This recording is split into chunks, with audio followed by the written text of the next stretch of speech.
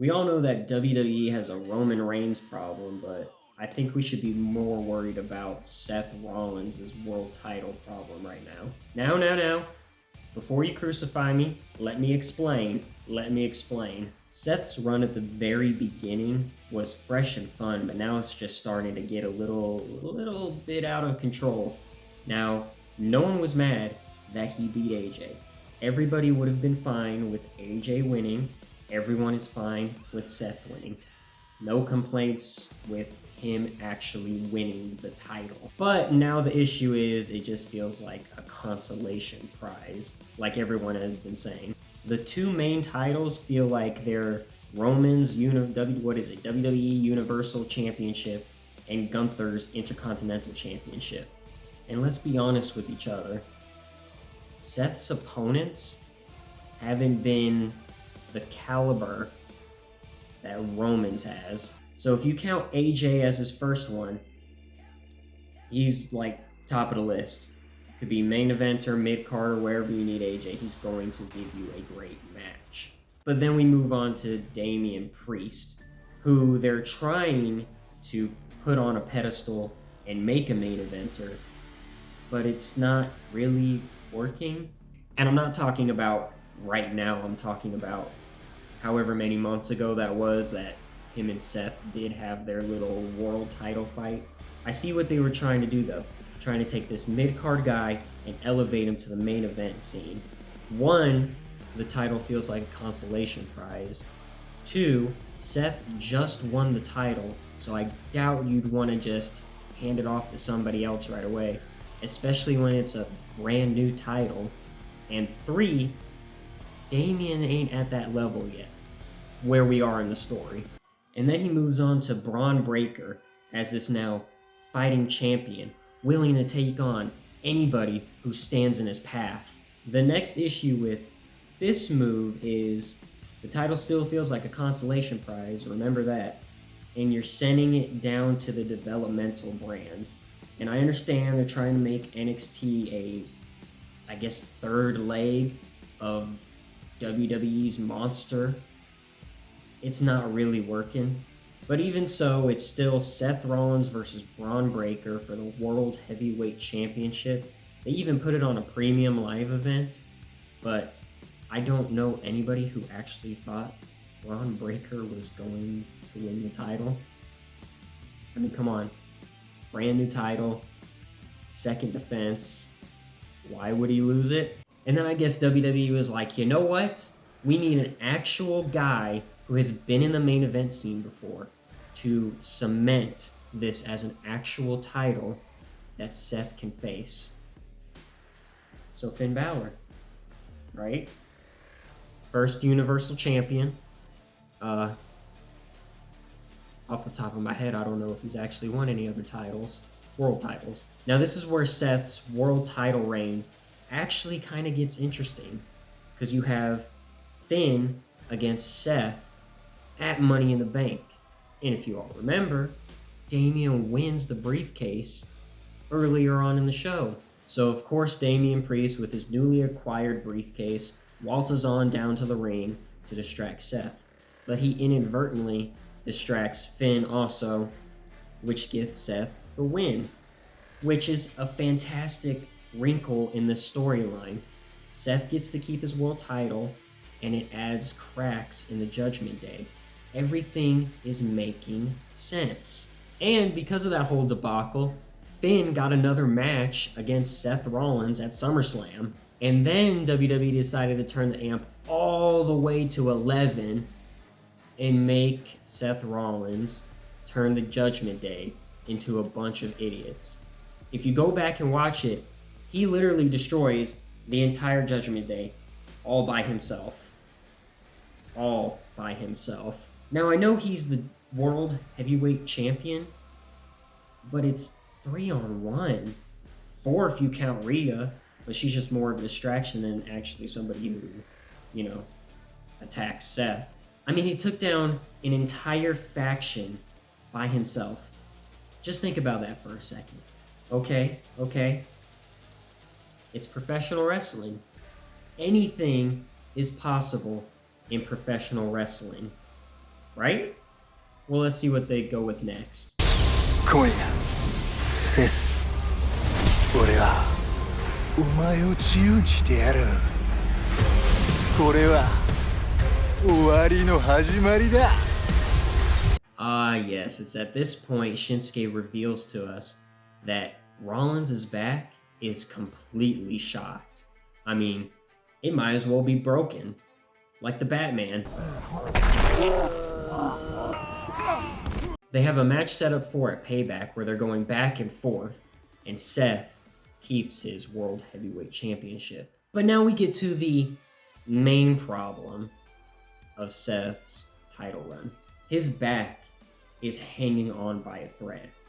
They even say it in commentary. Due to the length of his matches, the brutality of his matches, and the amount of time he has just been going and going and going without any time off, his back is in shambles. I mean, remember Batman? So that means whoever faces Seth next should have an easy win at the title, right? Right? And it's announced at Fastlane that Shinsuke will be once again going for Seth Rollins' World Heavyweight Championship in a last man standing match. Anything goes, no disqualification. Remember, Seth has a very hurt back.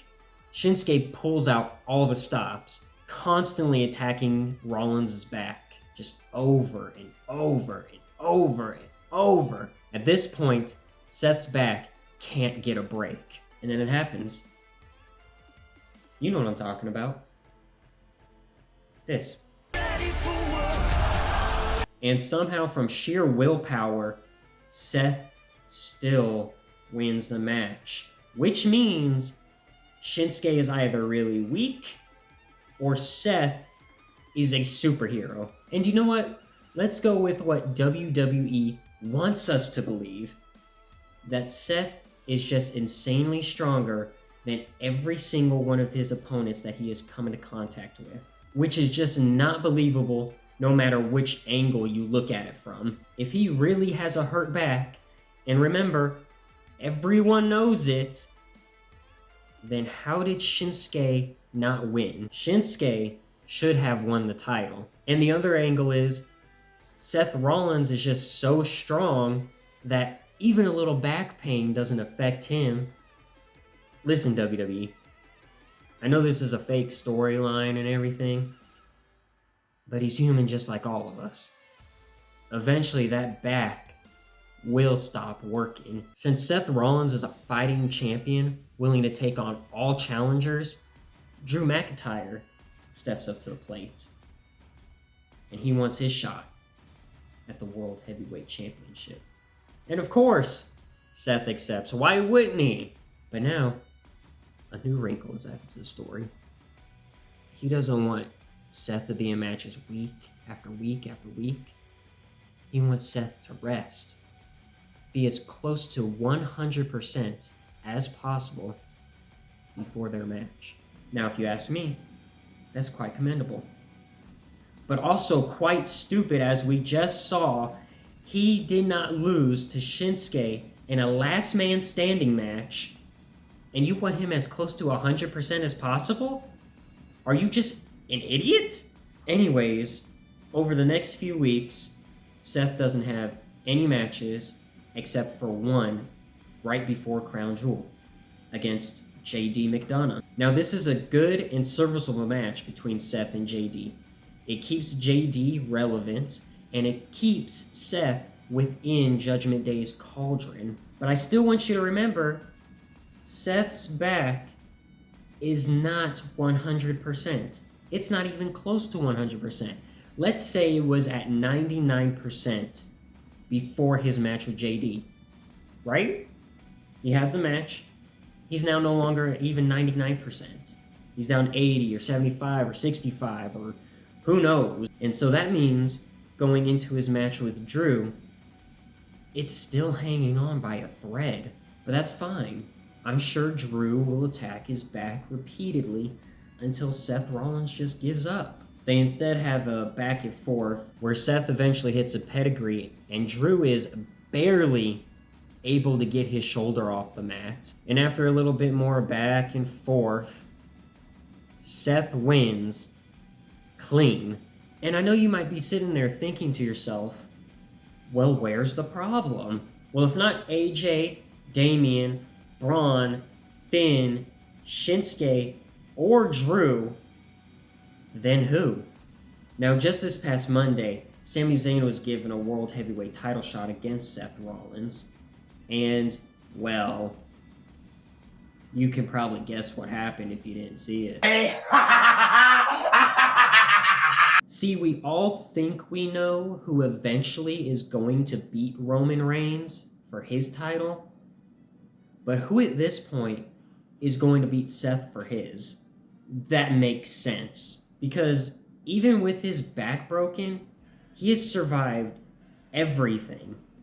Even literally falling off a staircase onto concrete. And at this point, there are literally 2 people, where it makes sense, that can actually do it. Number 1 is Roman. Now, that's just not going to happen. Because it's not. And nobody wants that. The second is Gunther. Now, there's a few problems with this. Gunther still has his Intercontinental Championship, and just recently broke the Honky Tonk Man's record. And the other problem with this is Gunther has to make it look so painful in their match. Like, I don't even know how to express it, because I can't say toss him on the concrete, because Shinsuke already did that and lost. So I don't know what Gunther would have to do. Maybe he'd have to throw him off a building or something. That's the only other thing I can think of that he could do to beat Seth at this point. Now, Gunther would have to drop the title to somebody. I don't know who. Unless they do a champion versus championship match, which would be interesting. But the waters are so muddy when it comes to the whole Gunther beating Seth situation, because it has to be done correctly. Back at the beginning of the video, I called the World Heavyweight Championship a consolation prize because no one can defeat Roman, and no one will defeat him for quite a while, and so they needed another main title, which is a bad thing, because people are seeing it as a consolation prize. No one sees Seth as an actual viable champion. Sure, he's beaten all these guys, but now it's just not making sense anymore. He has a broken back. He's holding a consolation prize. The Intercontinental Championship looks more prestigious than the world title. Yes, they are booking both Seth and Gunther strongly, but at least with Gunther it makes sense. Whether it's him just kicking someone's ass or with the help of Imperium. Seth, on the other hand, doesn't have anyone's help. His back is broken. It just doesn't make sense, WWE. Seth's championship story so far is living in this fairy tale dream where it's not a consolation prize. It will bring up NXT. It will elevate all these mid-card guys. It's not doing the job, especially when you make all these guys look so weak against a man with a broken back. It's just the truth. Now, I know I'm probably going to get flamed for having this opinion because Seth is so well beloved. Don't get me wrong, I like him too. But am I telling you something that ain't the truth? All I ask, WWE, is that you bring Seth's story back to reality. If he's gonna lose it, it has to make sense. Because at this point, he's on the level of Super Cena, Roman, and Bianca Belair when she held her title. But anyways, if you enjoyed the video, make sure you hit the like button, hit the subscribe. Tell me what you think they should do with Seth, because I don't know. And, see you next time. Burn it down!